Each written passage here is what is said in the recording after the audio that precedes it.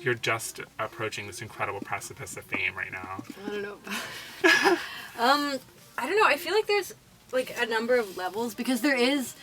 I don't think it's that easy to have people hear your music. You know, like you need to be like we talk about this all the time in the car. Like you kind of need to be like a blog favorite. There's a few sort of like feeder blogs, and then you kind of get fed into Pitchfork. And if you're not like, if you're not on that, like it's still hard. You know, and a lot of times Pitchfork will only listen to PR people and stuff. So you need to basically be on a label that's able to pay for PR or something, because otherwise they just won't take it.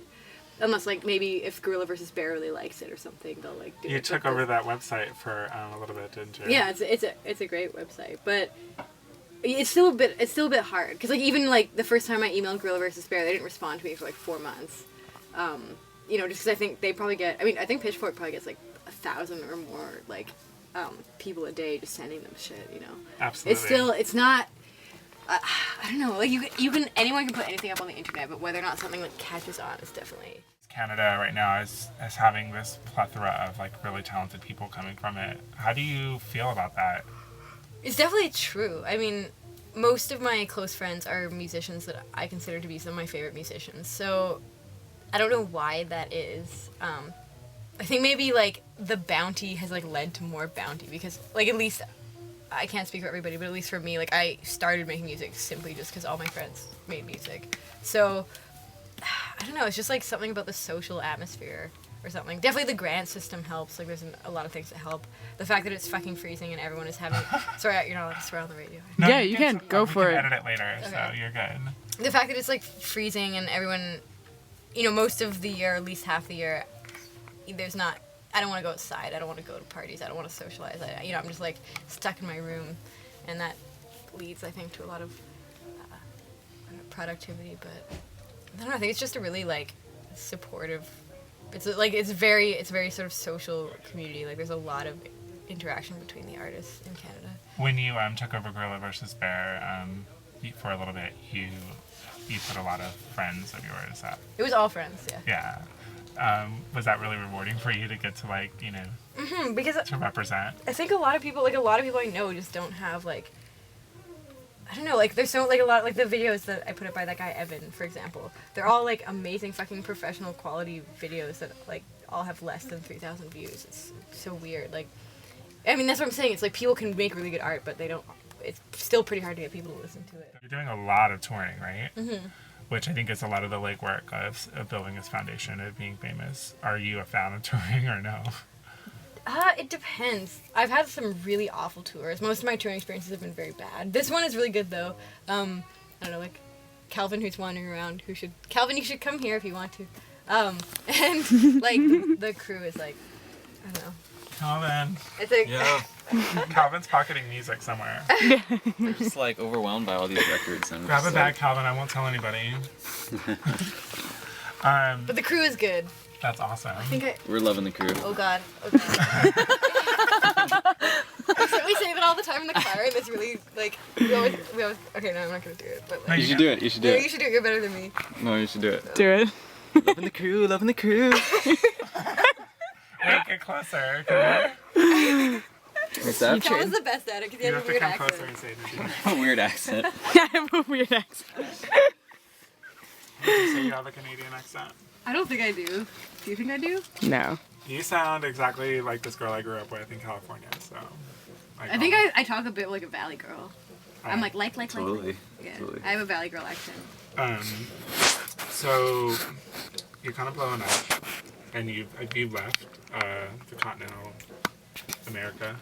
You have, right? I went to Mexico once, and I went to Europe twice. But I didn't really see much of Europe, because in Europe it's like, play the show, do interviews all day. So I haven't been that as touristy as I want to be. I've driven past the Eiffel Tower. What's the craziest thing you take on tour with you? Do you have, like, something personal that you bring along with you? Usually I bring a bear, but, like, I left him in Vancouver because I was worried about losing him. But, like, I don't know if I always bring this pentagram with me that I got in Mexico City. It's like, because it's like, it's a really good thing to wear because sound guys, like, or, like, any kind of metal t-shirts, like, I have a Slayer shirt that I always wear and, like, a pentagram, because sound guys can fuck you.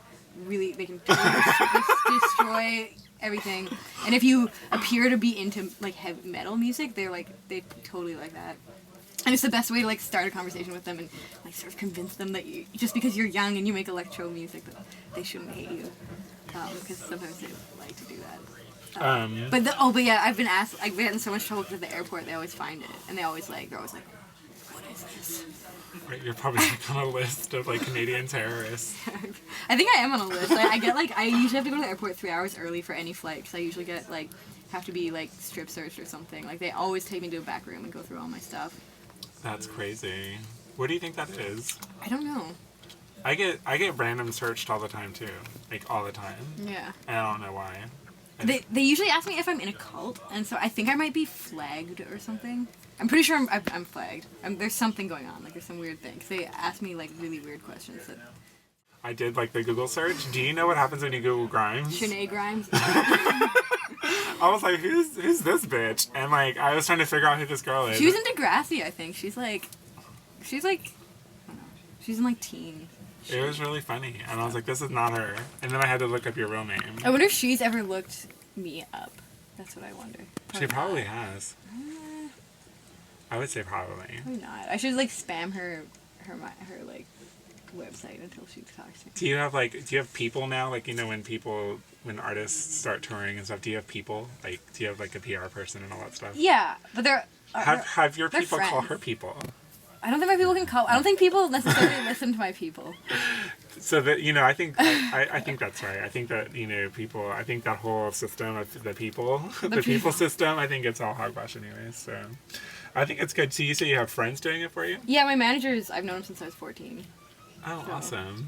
That's really incredible. Who's the coolest person you met so far? Patricia Arquette. Would you say that? Yeah, definitely. I think definitely. we met Patricia Arquette, and she was like totally the coolest person ever. She had like a special energy. Yeah, her house was incredible. Her house was like, Oh wow! yeah. Oh, that's really cool. So you got to go into her house. Yeah, we got to sleep on the Yeah. floor in her house. That's awesome. Well, you had a couch. Well, everyone had a couch, but you guys slept on the floor. I don't know why me and Eric both slept on the floor. I think basically my friend who knows everything about motors and me built a boat out of garbage that was fully licensed. We knew, like, I don't know, like there was nothing that we were doing wrong. We were following the rules in every way. We did everything by the books, and we're actually just doing a really safe, like, kind of trip down the Mississippi. Except that our boat was built of garbage, which was like a bit of an issue, I think. I mean, whatever. Some people, but the cops fucking woke us up at 6 a.m. by smashing all the windows on our boat and showering us in glass, arresting us, taking my passport, impounding our boat, and basically just like verbally abusing us and like totally fucked us. And then the story comes out that's like, we were just protecting them and all this stuff, and like college kids don't know what they're doing, and like so Fuck the police. it's yeah. I mean, I can't say that because I need to get back into this country. You don't want to end up on another list. Yeah, but it's not. It wasn't like dumb shit. It was like very organized, like reasonable stuff.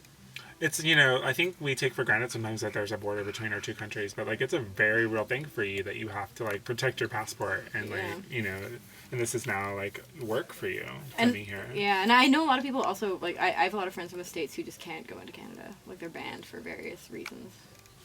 So, Various. yeah.